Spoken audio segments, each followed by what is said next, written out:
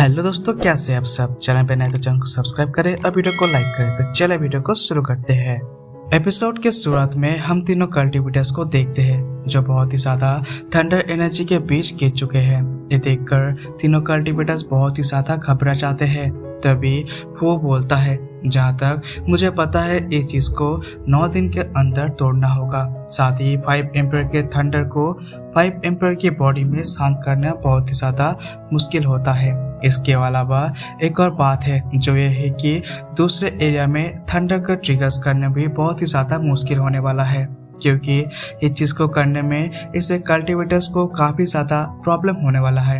ये बात सुनने के बाद बाकी दोनों कल्टिवेटर्स बोलते हैं, मास्टर फू, आपका मतलब है कि किसी ने मार्शल एम्पर का मीडियम तोड़ दिया है। इस पर फू बोलता है, मैं बस यहाँ पर अंदाजा लगा रहा हूँ, हो सकता है कि इस चीज के पीछे कोई भी बहुत ही ज्यादा पावरफुल बीस्ट हो, लेकिन घबराने की जरूरत नहीं है।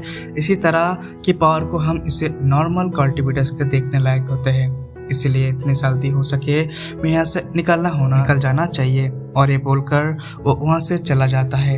इसके पीछे पीछे बाकी दोनों कल्टिवेटर्स भी वहाँ से निकल जाता है।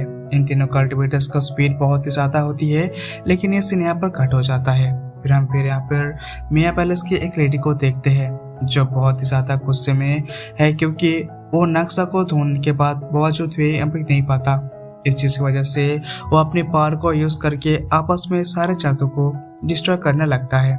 इसके बाद वो अपनी लाइटिंग स्पीड से बाहर आ जाती है और इस जगह की तलाशी करने लगता है, लेकिन बहुत ही ढूंढने के बाद बावजूद भी उसे चंगसा भी नहीं मिलता। तभी वो कुछ देर के लिए शांत हो जाता है और वो बोलता है, आखिर इतने कम समय में वो लड़का कहाँ चला गया। 4 महीने हो गया है, लेकिन अब तक चंगसू को कोई पता चला नहीं है। ये सब बोल ही रहा था, लेकिन तभी मौसम का अचानक बदलना लगता है। ये देखकर वो लेडी और भी ज्यादा शॉक हो जाता है और फिर वो बोलता है, आखिर यहाँ अचानक अंदर कौन आ रहा है। शायद मुझे लगता है कि उस जगह पर कुछ है।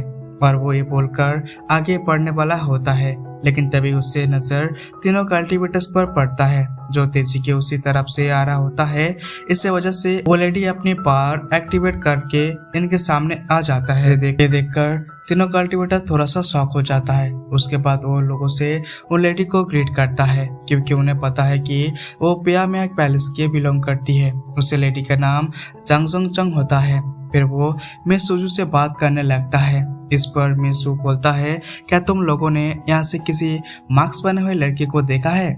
इस पर फू बोलता है, हमें ऐसे किसी व्यक्ति को कभी नहीं देखा। ये सुनकर मिस जू को थोड़ा सा गुस्सा आ जाता है और अपने पावर को एक्टिवेट कर लेती है। ये देखकर फू थोड़ा सा डर जाता है, क्योंकि मिस जू ने ऊपर अटैक कर दिया था, लेकिन फू टाइम पर अटैक को डॉज कर लेता है। फिर भी वो अटैक इतना ज्यादा पावरफुल होता है कि छोटा सा ब्लास्ट भी हो जाता है और इस जगह से वो और ज्यादा डर जाता है। तभी मिस जू बोलता है, मुझे लगता है कि तुम लोगों ने सब कुछ अब देखा होगा।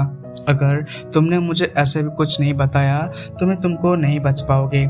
इस बात सुन के बाद मास्टर फू मिस जू को बताने लगता है कि उन्हें एक बहुत ही ज्यादा पावरफुल कल्टिवेटर देखा है, बहुत ही से गुजर रहा था। ये सुनकर मिस जू बोलता है, बहुत ही खुश हो जाता है और बोलती है, ये आपका शायद उसी कल्टिवेटर की वजह से आई है। मुझे बिना टाइम वेस्ट किए उस जगह पर जाना चाहिए और देखना चाहिए कि आखिर क्या हो रहा है, क्योंकि इतना बड़ा कोइंसिडेंस कैसे हो सकता है। क्या हो सकता है कि वो कल्टिवेटर वही लड़का हो। मिस जू यहाँ पर साओ के बारे में बातें कर ही रहा था। इसके बाद वो इनसे फिर भी अटैक कर देता है, इसी वजह से मास्टर फू को एक के साथ ही तुरंत ही मौत हो जाता है। ये देखकर दूसरा कल्टिवेटर अपनी जान बचाकर भागता है, लेकिन तभी एक और अटैक उसके लग जाता है और उसी की भी मौत वहाँ पर हो जाता है। तभी मास्टर फू बोलता है, आप यहाँ पे क्या कर रही है। लेकिन तभी तक मिस जू पर अटैक कर चुका होता है। मास्टर को एक प्रोटेक्टिव बैरियर बनाकर उसे अटैक को रोकने की कोशिश करता है, लेकिन मिस जू अटैक इतना ज्यादा पावरफुल होता है कि वो बैरियर एक ही झटके में टूट जाता है। मास्टर फू दूर जाकर गिरता है और तभी मिस जू वहाँ पर आ जाता है। ये देखकर मास्टर फू और भी ज्यादा डर जाता है। तभी वो एक तलिस्मान निकलता है, जिसकी वजह से एक पोर्टल अपीयर हो जाता है। फिर वो मास्टर फू उस पोर्टल के अंदर से चला जाता है। उसके बाद मिस जो अपने ब्लू मून ब्लड लाइन को एक्टिवेट कर देती है, जिसकी वजह से उसके आपस में बहुत ही ज्यादा हाई अमाउंट में थंडर एनर्जी आ जाता है, जो देखकर बहुत ही ज्यादा खतरनाक लग रहा होता है। साथ ही उसके बॉडी और भी तभी मिसेस सूजी के बॉडी भी ट्रांसपेरेंट भी हो जाते हैं, जिसकी वजह से वो आसानी के साथ पोर्टल के अंदर चला जाती है और मास्टर पू का काम एक ही झटके में तमाम कर देती है। मिस सुजुको अटैक इतना पावरफुल था कि मास्टर पू सीधा जमीन पर गिरता है। मास्टर पू की कंडीशन अभी तो बहुत ही ज्यादा खराब हो जाती है और वो काफी घबरा जाता है। मिस जू अपने पास आते हुए मास्टर पू बोलता है, मैं तो आपको कभी भी नाराज नहीं किया, फिर आप मेरे साथ ऐसा क्यों कर रहे हो? मुझे समझ नहीं आ रहा कि सीनियर हम लोगों पर अटैक क्यों कर रही है। इस पर मिस जू बोलता है, क्या मुझे पियामिया पैलेस के अंदर किसी को मारने के लिए किसी के परमिशन की जरूरत है? और ये बोलकर वो मास्टर पू को भी मार देती है। उसके बाद वो इन दोनों कल्टिवेटर्स की एनर्जी बॉल के अपने पास ले लेता है और वो बोलता है, मैं बहुत ही टाइम से नाराज थी, इसलिए अब तुम लोगों का मारने के बाद मुझे बहुत ही खुशी मिल रही है। ये बोलकर वो चिंगसा की तरफ देखने लगता है। उसे थोड़ा सा गुस्सा आ जाता है, फिर वो चिंगसा की तरफ बढ़ने लगता है। दूसरी तरफ हम चिंगसा को देखते हैं, जो भी एक प्रोटेक्टिव बैरियर के अंदर कल्टीवेशन कर रहा होता है। उसके आपस में प्लैंक से गुस्सुम हो रहा होता है, जो कि काफी तेजी के साथ उसके चारों तरफ चक्कर लगा रहा होता है।